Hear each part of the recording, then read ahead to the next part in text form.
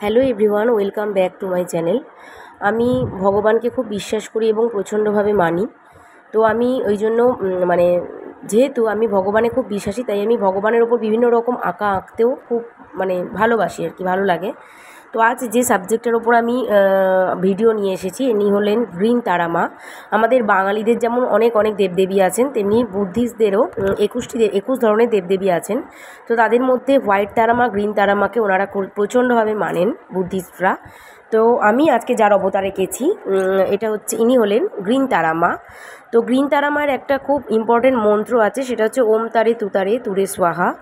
এই মন্ত্রের মাধ্যমে কিন্তু মানুষের জীবনে অনেক ক্ষয়ক্ষতি থেকে মানুষ বাঁচতে পারে। এবং যারা খুব বিপদের মধ্যে রয়েছেন বা অনেক সমস্যার মুখোমুখি হয়েছেন বা অনেক রকম সাংসারিক বিভিন্ন সমস্যা, জীবনে অনেক রকম সমস্যা থেকে এই মা কিন্তু অনেক মুক্তি দেন। এই মন্ত্রটা যদি কন্টিনিউয়াসলি যদি করা যায়। তো আমি যেহেতু এই ধরনের কি বলবো, ডিভোশনাল এই জিনিসের ওপরে আঁকা আঁকি করতে বা বিভিন্ন রকম এই ডিভোশনাল মন্ত্রাস যেগুলো হয় সেগুলো আমি শুনি। এবং এই মন্ত্রটা যারা মেডিটেশন করেন, সেই মেডিটেশনের সময় যদি এই মন্ত্র শোনা যায় তাহলে কিন্তু আরও অনেক উপকার হয়। তো এই আঁকার ক্ষেত্রে দেখানো হয়েছে, এই ছবিতে যেটা দেখানো হয়েছে, মা কিন্তু একটি পা নিচের দিকে করে আছেন, তো এবং মা অনেক রিল্যাক্সে বসে আছেন। তো এই মন্ত্রটার মাধ্যমে মানুষের মাইন্ড থেকে শুরু করে পুরো শরীরে অনেক রিল্যাক্সেশন হয়।